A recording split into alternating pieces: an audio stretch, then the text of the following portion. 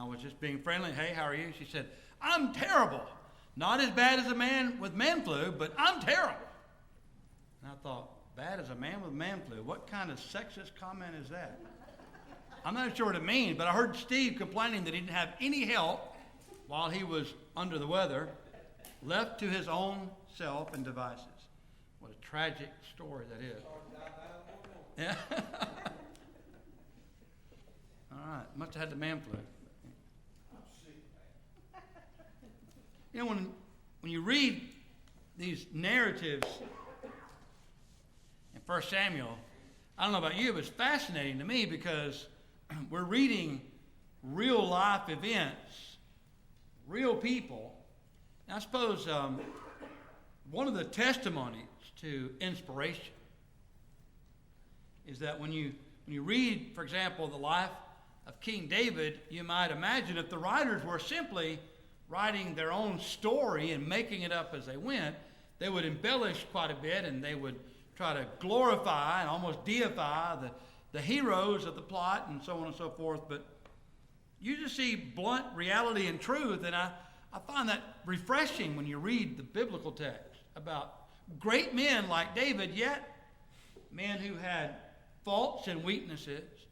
We're about to read tonight about a couple that I'm going to describe as the odd couple because they certainly were a mixed match. They didn't go together. Their personalities, disposition, attitude, mindset was totally different, and that's often the case. You know, in every marriage, there's the good guy and there's the bad woman. And so some of you were paying attention. I have a lot I'd like to say about that. What's that? I have a lot I'd like to say about that. You have a lot of comments you want to say about that. Okay. We're going to read the opposite of what I just said tonight, of course. But I'd like to go back and rehearse some of the things we did last week in beginning of verse 2. Go back and just read the section here so we will get up to speed. Remember that David had just been again released by Saul. He had spared Saul's life. And Saul acknowledged in the latter part of chapter 24, he recognized David would in fact one day be king. And he asked of David that he would swear that he would not take vengeance upon his descendants, that he would allow them to remain and not annihilate them, as was customary among those who were ruling classes at that time. And David, of course, assured him that he would. The latter part of verse 22, the last verse of chapter 24, David and his men went up to the stronghold. And this is after Saul had assured David that he would no longer harm him or seek his life. But clearly David knew better. And he would perhaps could read by his body language, his voice, or maybe just from experience itself, I'm not believing what this man is saying to me. So David is still out in the stronghold.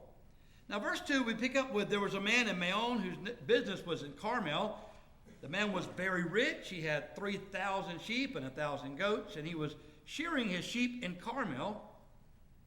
The name of the man was Nabal. Now, I mentioned this last week, and this is what the biblical text says, and this may trouble you for me to say this, but I don't know that this was his birth name. This was probably the name he had by reputation. He certainly was called this, but the name Nabal literally means worthless fool. So I don't know what mother would name their son a worthless fool, but that was his name. That's what people called him. You might say it was a nickname. Maybe it was an appropriate nickname. I don't know, but that was his name. He was called that. Maybe his mother did name him that. I don't know.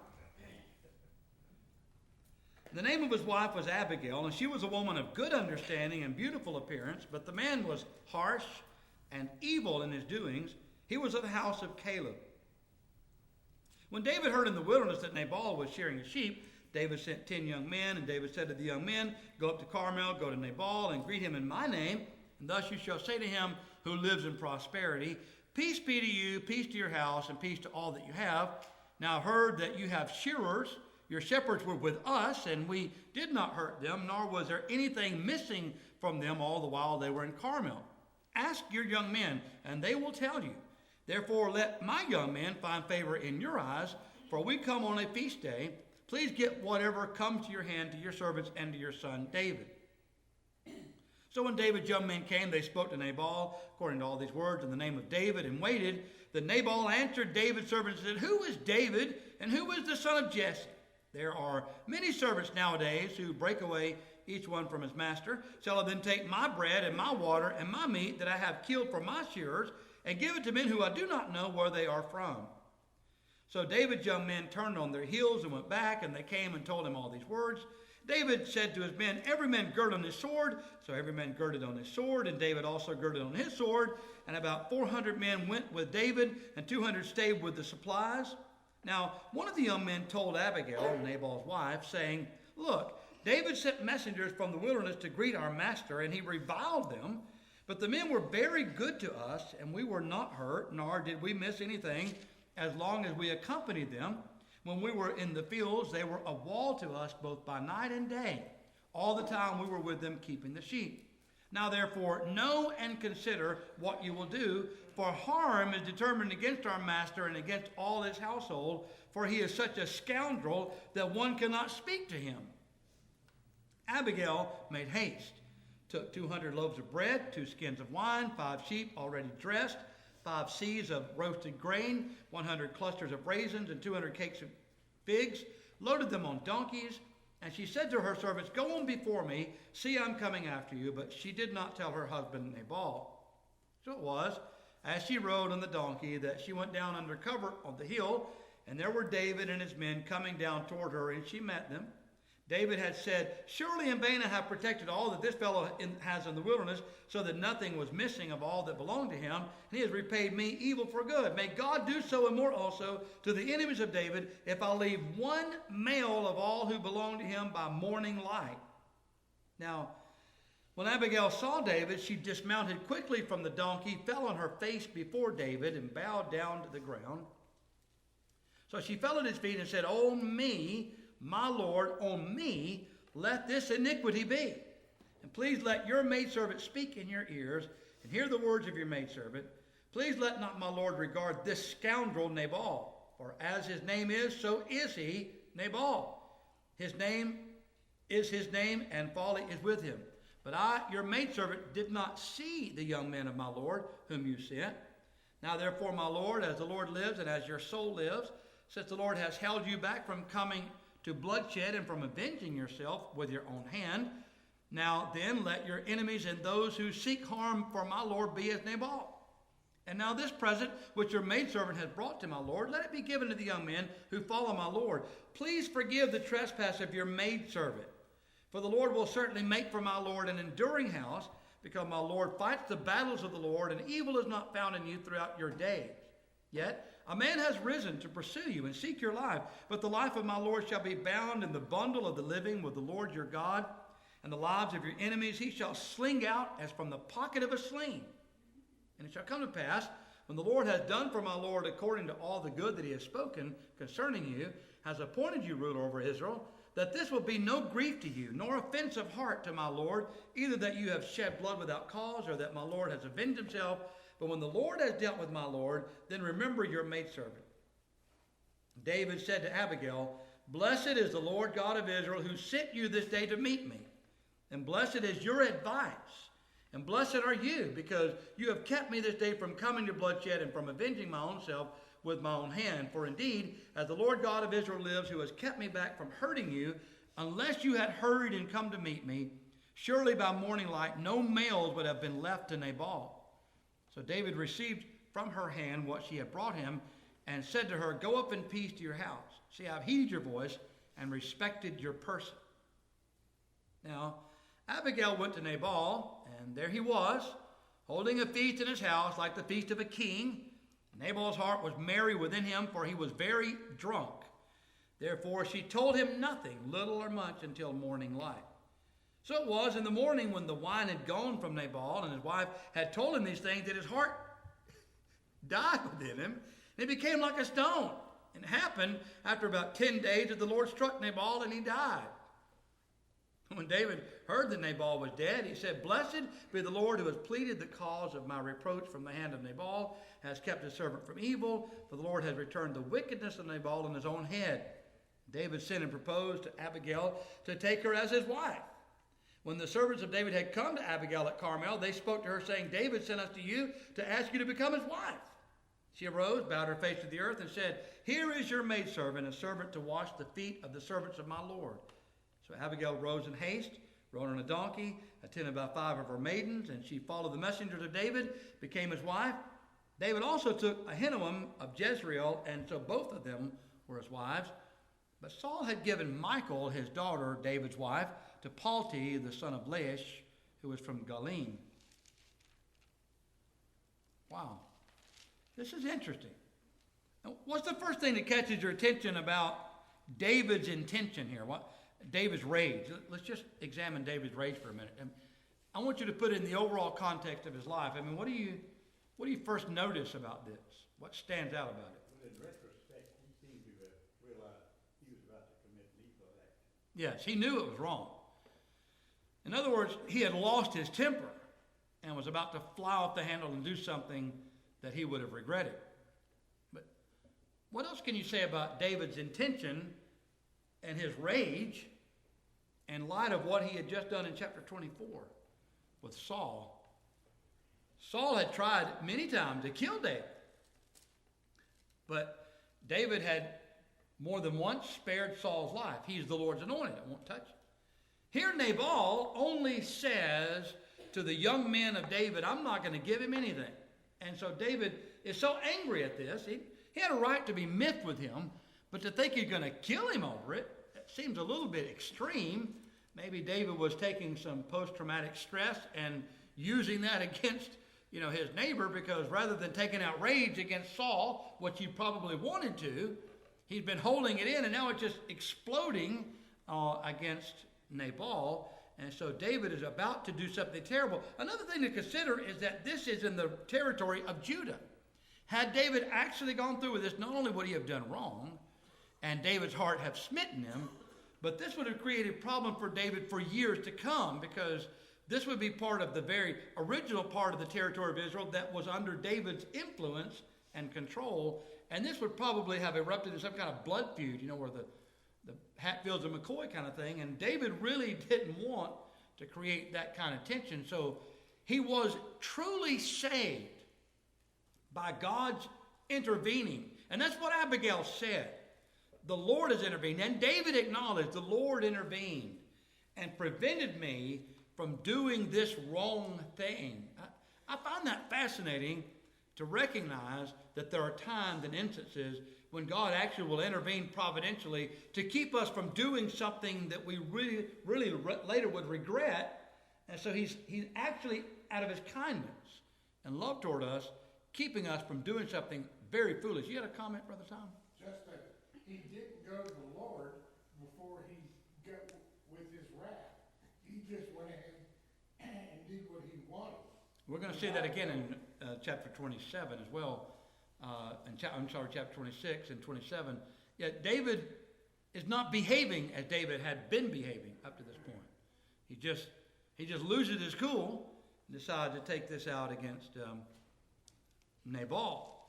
Now, this is fascinating when you look at Abigail, the kind of person that she was. When she heard what had happened, she realized, if I don't do something, we're going to have a huge problem on our hands. So to prevent there being a problem, in her wisdom, she ran to meet David and prostrated herself before David. And what did she first do as she prostrated herself before the future king? She took the blame. Was she to blame? Obviously not. I mean, she's actually, when she hears about it, bringing provision to David and his men. So she wasn't really to blame. So it suggests, doesn't it, that sometimes it actually is good to take the blame, even though you could argue, I didn't do anything. It's not my fault. But you take the blame anyway. Why is she taking the blame? To save the rest of the people. To save her family. She don't want death and destruction to come to her family.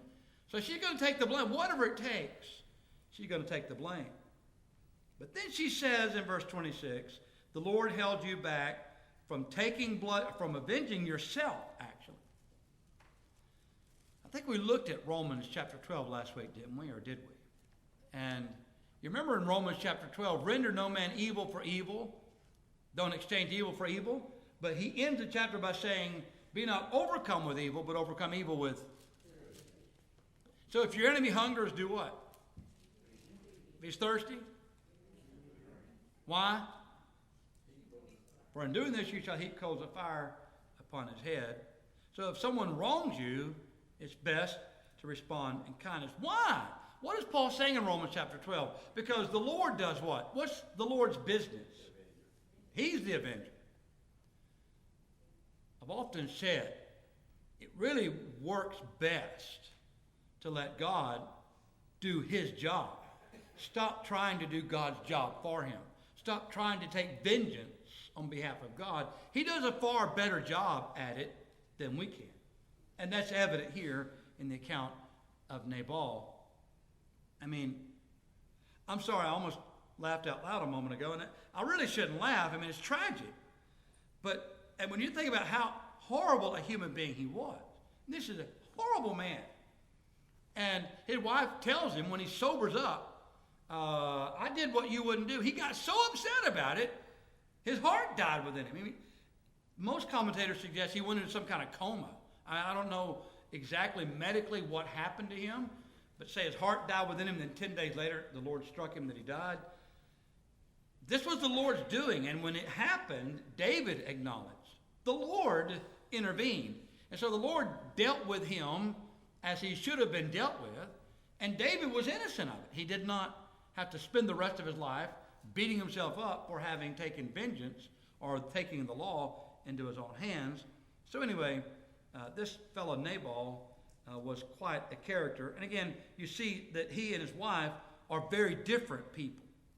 And David listened to the advice of Abigail. She was a very wise woman, and she did give good advice to the king. She did recognize, and I think it's pretty much common knowledge now, especially in the region of Judah, that David is going to be king. Even Saul himself had acknowledged that you're going to be king. And so the handwriting was more than just on the wall. It was spoken of openly, and she's now reminding David of that. Something very interesting to me, ladies. Verse 40. The servants of David came to Abigail at Carmel. They spoke to her, saying, David sent us to you to ask you to become his wife. I know most of you probably like the romantic thing where the guy gets on his knees and he pulls out a ring and surprises you, and you got the mariachi band that comes up and starts playing the music, and you got this whole thing with a bright moon in the background, and that's how most women think of being proposed to. David just dispatches a group of his guys, and they say, hey, he wants to marry you. Oh, well, I'll be happy to. How many of you would have answered as Abigail did? You don't have to answer out loud. I'm just saying, I found that interesting that that's how David proposed to her. But what's tragic to me is that the chapter ends telling us something else about David. He married Abigail, but he did what else? He married Ahinoam. And so both of them were his wives. And he really was already married to Michal. Although Saul had taken Michal and given her to Palti, son of Laish, who was from Galim. So, again, David has now more than one wife. Is that good? Is that right? He's going to have even more wives before it's all said and done. And then he's going to have a son. And that son is going to follow in his footsteps. Sort of. How many wives did Solomon have? 700. And how many cucumbers did he have? 300. 1,000 mother-in-laws. Chapter 26.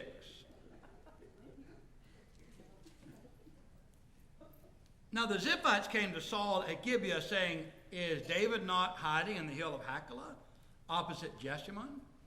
Then Saul arose and went down to the wilderness of Ziph, having 3,000 chosen men of Israel with him to seek David in the wilderness of Ziph. And Saul encamped in the hill of Hachilah, which is opposite Jeshimon by the road. But David stayed in the wilderness, and he saw that Saul came after him into the wilderness. Therefore, David sent out spies and understood that Saul had indeed come. Now, I want to just stop here. David heard Saul's coming after you again. Did he instantly believe that? He sent spies out to do what? Has he indeed come after me again? What does that tell you? Just say, speaking from a human standpoint, what does that tell you about David and his mindset? What does that say about David at this point? What's that? He didn't want to believe it. I can't believe that Saul's coming after me again. We just had this exchange. He just said, I'll let you go. I just made this covenant with him. I'm not going to come after your descendants. Why is he coming after me again? I can't believe it. He just won't stop. Have you ever found yourself in a position where someone just constantly, as we say, dogging you, you just can't get them off your back? And it's like, why are you doing this? At some point, you're going to have to just get tired of this. You can't possibly enjoy pursuing destruction of another person. I don't know how you do that. Now, I know how you can be angry with someone for a moment, but how can you maintain anger for that length of time? I don't understand that. And I think David was like, they don't believe this. You're actually coming after me again. He had taken precaution. He had stayed in the stronghold. But here's Saul. He's coming after him again. And why is Saul pursuing David? What's the deal with Saul? What's the motive behind all of this? Jealousy. Simple jealousy. And that's all it is. Saul has killed his thousands and David, what? Was that even true? But that's what the women were saying. And because he was in the popularity ratings a little higher than the king said, I can't have that. So he's going to destroy David. And in the process, doesn't seem to realize he's falling in the popularity polls himself. He's hurting himself. He's hurting himself not just with God, but with everyone. It does not pay to live your life this way. And yet, Saul would learn this. And this is really what we're reading now, is the beginning of the end of Saul, the utter, final, last chapter of Saul's life. So anyway, let's keep reading. David arose, came to the place where Saul had encamped, and David saw the place where Saul lay, and Abner, the son of Ner, the commander of his army. Now Saul lay within the camp with the people encamped all around him. David answered and said to Ahimelech, the Hittite, and to Abishai, the son of Zeruiah, brother of Joab, saying, who will go down with me to Saul in the camp? And Abishai said, I will go down with you. Who's Abishai? Joab's brother. Who's Joab? How about, good answer. How about reading 1 Chronicles 2, verses 15 and 16, Scott? 1 Chronicles 2, verses 15 and 16.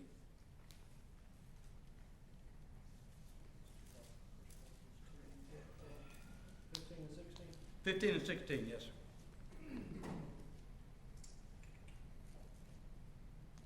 Hosea the sixth, David the seventh, and their sisters were Zariah and Abigail, the sons of Zariah, Ashabai, Joab, and Ashiel 3. Is that verse 16 also? Abishai in there? Yes, Abishai, Joab, and Ashiel 3. So David was the seventh son of Jesse, correct?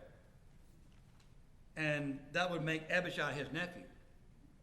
This is his sister's son.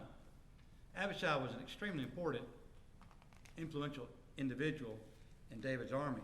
So David said, "You're going to go with me." And Abishai, his nephew, said, "I'll go." David and Abishai came to the people by night, and there Saul lay sleeping within the camp, with the spear stuck in the ground by his head. And Abner and the people lay all around him. Abishai said to David, "God has delivered your enemy into your hand this day. Now therefore, please let me strike him at once with the spear right to the earth, and I will not have to strike him a second time. Take care of him one time. David said to Abishai, do not destroy him, for who can stretch out his hand against the Lord's anointed and be guiltless? David said, furthermore, as the Lord lives, the Lord shall strike him, or his day shall come to die, or he shall go out to battle and perish. The Lord forbid that I should stretch out my hand against the Lord's anointed. But please take now the spear and the jug of water that are by his head, and let us go. So David took the spear and the jug of water by Saul's head. They got away, and no man saw or knew it or woke, for they were all asleep, because a deep sleep from the Lord had fallen on them. Do you recall this expression being used elsewhere in Scripture? A deep sleep from the Lord. I've often thought that what God did with Adam to take out a rib was a form of anesthesia. He was so under that he could have his side opened and a rib removed and craft a woman from it. And so here they are asleep, so some kind of anesthesia effect is on Saul. He's just not going to wake up. God's not going to let him wake up. David went over to the other side and stood on the top of the hill, afar off, a great distance being between them. David called out to the people and to Abner, the son of Ner, saying, do you not answer, Abner? Abner answered and said, who are you calling out to the king? So David said to Abner, are you not a man? I mean, I don't know about you, but you have to read this stuff slowly and think about what's being said. I mean, aren't you a man? I mean, it's kind of insulting, isn't it? He names us valiant man. Aren't you a valiant man? Are you not a man? And who is like you in Israel? Why then have you not guarded your lord the king? For one of the people came in to destroy your lord the king. This thing that you've done is not good. As the Lord lives, you deserve to die, because you have not guarded your master, the Lord's anointed. He was talking about himself. Now, see where the king's spear is in the jug of water that was by his head. Then Saul knew David's voice and said, is that your voice, my son David? David said, it is my voice, my lord, O king. Notice, remember in chapter 24, David answered Saul and referred to him as his father. He doesn't call him his father anymore. Why does he not call him his father anymore? He don't have his wife. He's not his father-in-law anymore. Legally, he's not part of the family. So he refers to him as Lord, although Saul is still calling him his son. You can't believe much of what Saul is saying. David said, it is my voice, my Lord, O king. And he said, why does my Lord thus pursue his servant? For what have I done, or what evil is in my hand? Now therefore, please let my lord the king hear the words of his servant. If the Lord has stirred you up against me, let him accept an offering. But if it is the children of men, may they be cursed before the Lord, for they have driven me out this day from sharing in the inheritance of the Lord, saying, go serve other gods. Now I want you to think about that verse. Verse 19. Let my lord the king hear the words of his servant. If the Lord has stirred you up against me, let him accept an offering. What does that mean?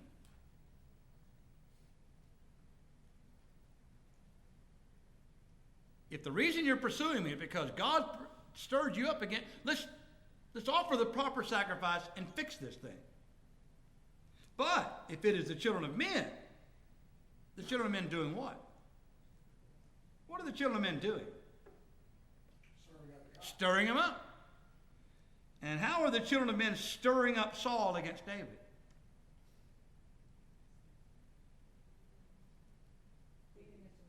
What's that? Told to go serve other gods. That's right. That's exactly what it said here. But they've driven me out from sharing in the inheritance of the Lord, saying, go serve other gods. So now do not let my blood fall to the earth before the face of the Lord, for the king of Israel has come out to seek a flea, as when one hunts a partridge in the mountains. I'm nothing. Why are you wasting your time coming after me? Then Saul said, I have sinned. Return, my son David, for I will harm you no more, because my life was precious in your eyes this day. Indeed, I have played the fool and erred exceedingly. I want to explore that last acknowledgement by Saul with you. When he says, I have played the fool and erred exceedingly, did he mean I played the fool, erred exceedingly by seeking your life? Or did he mean you caught me and my men with our britches down? And here you are with my spear and cruse of water, and you're right, Abner should have been guarding me. So I played the fool. I should have kept my camp better guarded. So you caught me off guard, and yet you're sparing my life. I wonder, does he mean that, or does he mean I've been a bad person? What exactly is he saying here when he said, I have played the fool, erred exceedingly? He did say I've sinned. That is an acknowledgement of wrongdoing. Had he acknowledged that before? Yes. How many times? I don't know. I can't count them. I messed up. Return, my son David, for I will harm you no more. Right. And David answered and said, here is the king's spear. Let one of the young men come over and get it. May the Lord repay every man for his righteousness and his faithfulness. For the Lord delivered you into my hand today, but I would not stretch out my hand against the Lord's anointed. And indeed, as your life was valued much this day in my eyes, so let my life be valued much in the eyes of the Lord, and let him deliver me out of all tribulation. Then Saul said to David, may you be blessed, my son David. You shall be both do great things and also still prevail. So David went on his way, and Saul returned to his place. So he did back off. But again, Saul's acknowledging you're going to do good. God has good things in store for you. But notice what David said in verse 24. Let God deliver me out of all tribulation. I'm not going to fight this battle on my own. I'm not going to go to war with you. I'm not going to go to a sword battle. It's not going to be a duel between us. If there's something going to be settled here, then God's going to settle it. And so David let it go. Any questions or comments about chapter 26? Yes. The English Standard translates I have acted foolishly, or however the King James answers there. The ESV answers, Saul answers, I have acted foolishly and made a great mistake. I like to think, Scott's opinion for what it's worth, is like, I like to give Saul the benefit of the doubt here. He was God's anointed, so we don't want to think that God had given him a good heart when he started out. Now what he has done to that heart he was given since then, clearly he has tarnished it. But I would like to think that every time he gets one of his wake-up calls, I would like to think, like he said, oh man, I cannot believe I have done that. And he gets this wake-up call, and maybe he's ready to go. I've acted so bad, and I'm sorry. And then he slips again. Instead of just being purely evil, I would hope here that the Lord's anointed, as we have said, would not be an entirely evil man at this point, but hopefully would be true of him. But it's hard to see because, like you said, how many times we're going to have to give him the benefit of the doubt here before his heart truly is turned. That's a good point. Good observation. That's how I've generally understood it myself. Is he's acknowledging I did wrong. I messed up again. He's made that acknowledgement before. He just keeps on making the same mistake. He can't seem to get a grip on what he's doing.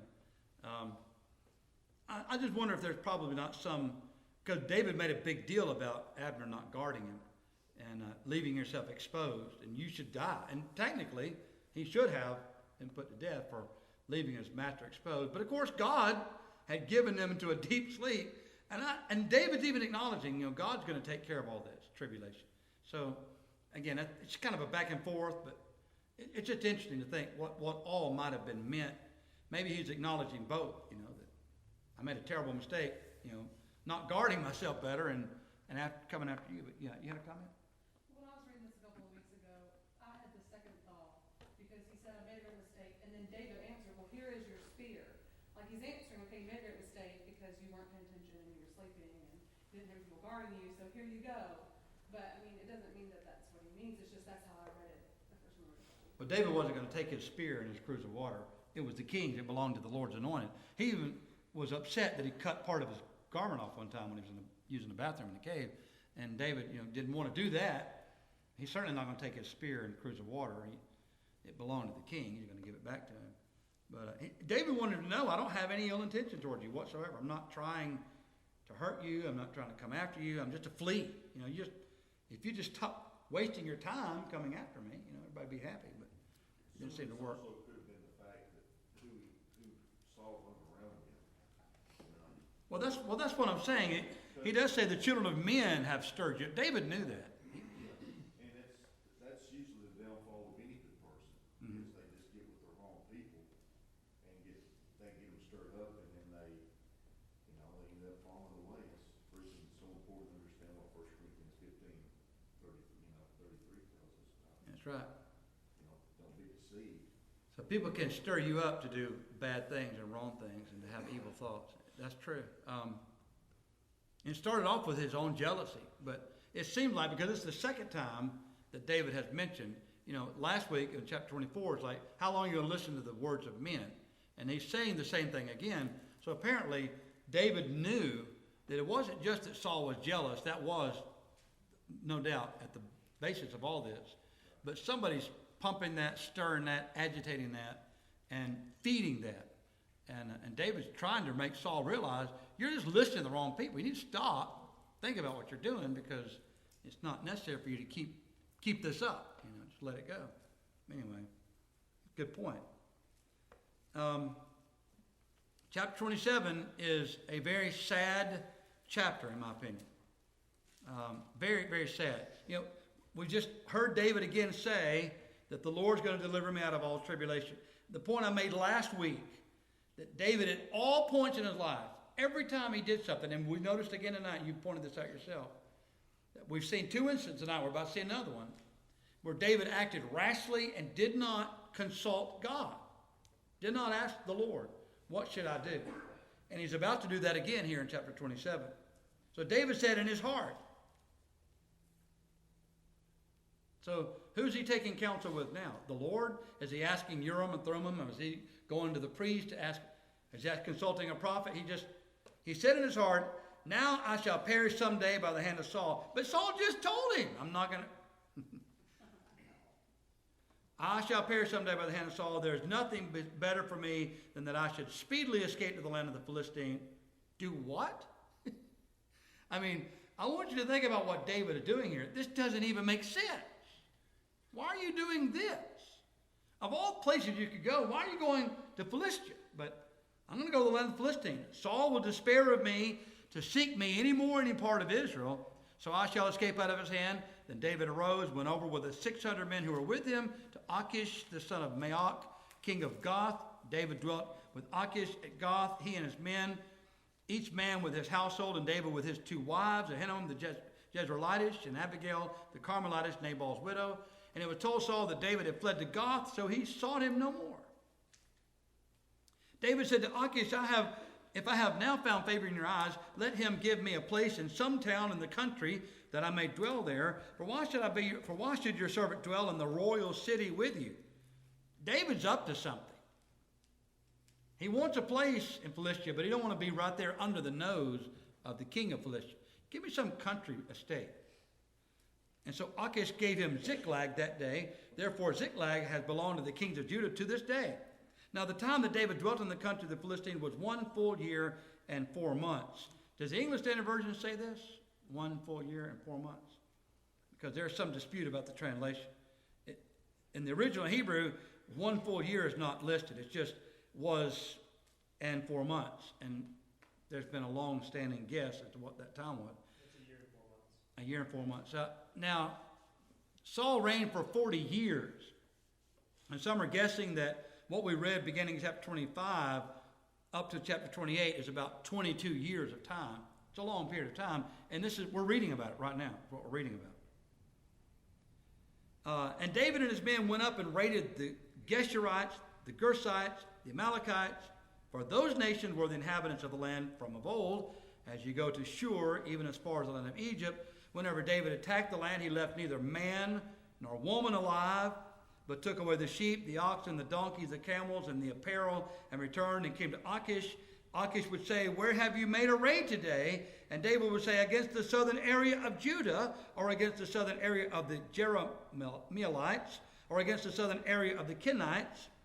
David would save neither man nor woman alive to bring news to Gath, saying, lest they should inform on us, saying, thus David did. He killed all the rats, or the potential rats. And thus was his behavior all the time he dwelt in the country of the Philistines. So Achish believed David, saying, he has made his people Israel utterly abhor him, therefore he will be my servant forever. What redeeming quality do you find in David in this chapter?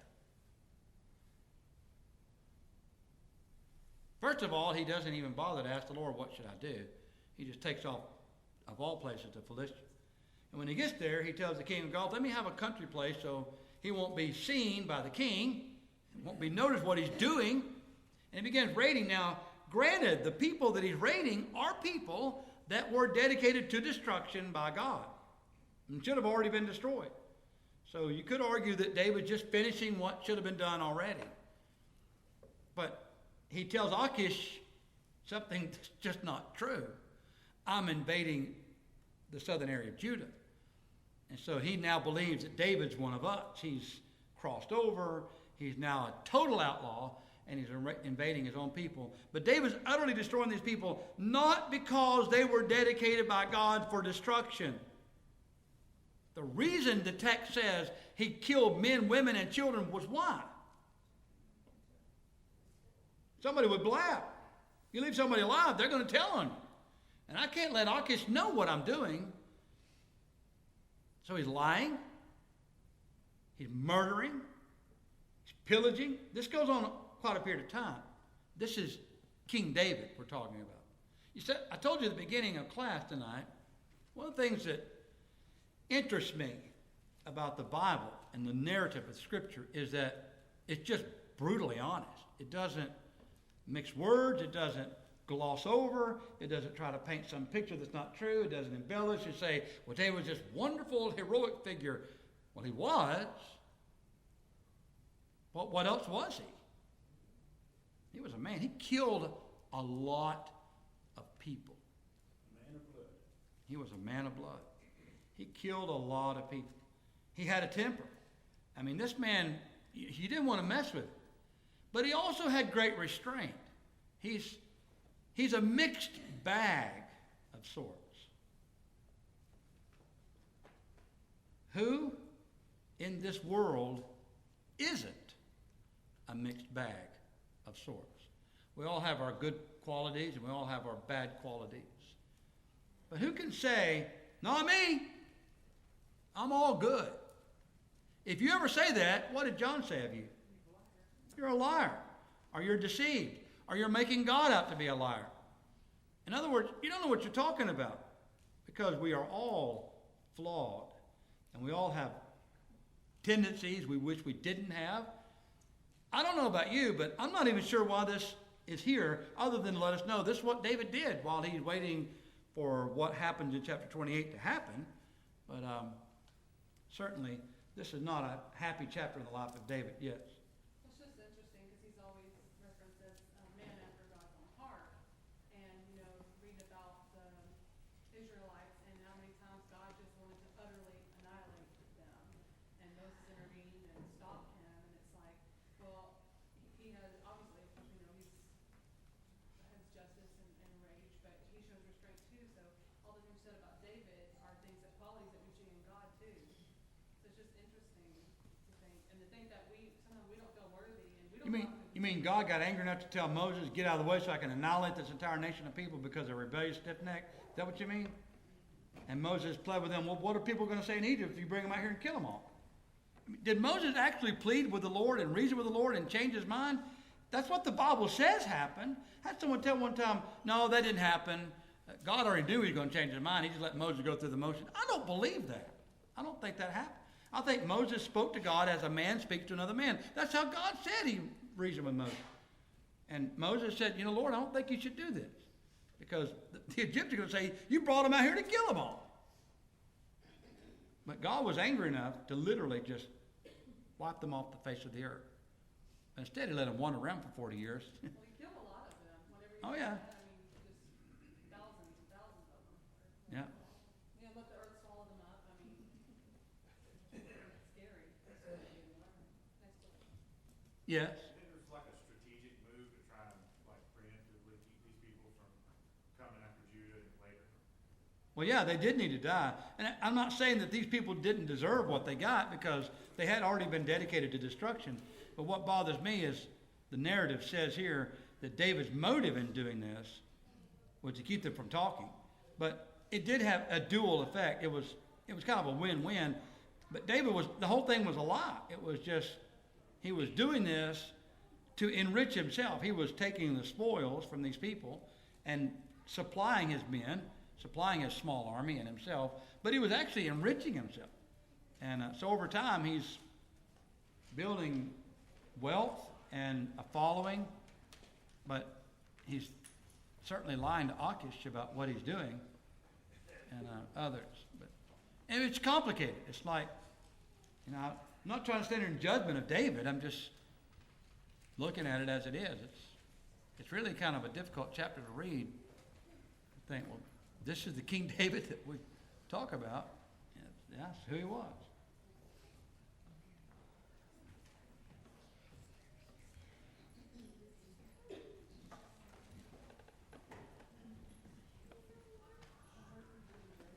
He did?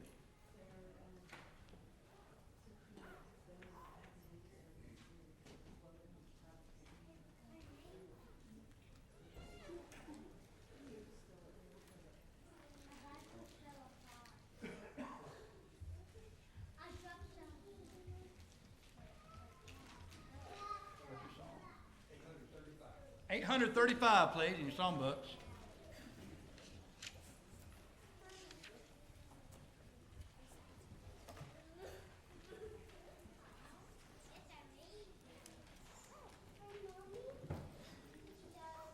Cheryl Vines is going home from the hospital tonight, and that's where Sister Vines and Rebecca have gone to take care of her and take her home. And this basket here is for Cheryl. Anyone here that can take this to Sister Vines? Can you do that? Thank you. Of course, for Cheryl. Anyway, Becky Moore, the sister of Julie Wilson. Apparently the cancer has returned, it would appear, and she's back in the hospital. You don't know if it's Villarica or Carrollton? She's in Carrollton. Her brain, it's causing her brain to swell. She lost her today to go back to altered mental status kind of thing, kind of trouble using her hands. I'm sorry to hear that. That's terrible. Also, we want to extend our sympathy to Robert Pettinghill. They're not here with us tonight, but his father passed away, and I just learned they're going to be cremating him, and there'll be a simple memorial service with the family, a private family service. And that's all the detail we have at this point. And also, Ginger Pettingill's father is at the point of death, and they are with him at this time. And so this is really a tragic time for this fine couple. Certainly want to remember them in our prayers. Anyone else need to mention on our prayer list tonight? I know a lot of people are still sick, obviously. Anyone we need to mention that's in the hospital I'm not aware of? Don't forget, we have the Bible lectureship May the 5th through the 6th at Piedmont Road. Thank you for bringing this to us tonight, Brother Tom. And we're going to post this on the bulletin board. We'll be making more announcements about this in time to come. Would you make sure this gets posted, please, sir? Thank you. And your song number? 835. All right, 835, please, in your songbooks. We've been studying tonight in our class about the life of King David, and some of the things we're learning about David are not very flattering things. And we realize that David, at the end of the day, was a man like any other man, and he did some horrible things at times. And yet, he was, as Lydia pointed out, a man after God's own heart. He certainly was a great saint. Even the Lord himself has been described as sitting on David's throne. So while we see and look in on these weaknesses and sins that David had, we also recognize that he was the recipient of God's grace and mercy. And I'm mentioning that because I believe all of us should take heart. Because if David could be the sinner that he was, and yet be described as he was by God, and used by God as he was, you too, by God's grace and kindness and long-suffering, be held in high regard by God because you're forgiven, born again, added to the body of Christ, washed in his blood, even as an erring child of God, to be continually washed in his blood as you seek to walk in the light. If you have needs tonight, we can assist you with, whether it be obeying the gospel, are returning to your first love, or just asking for the prayers of the church, if we can assist you, please make that need known while together we stand as we sing. There's a fountain free.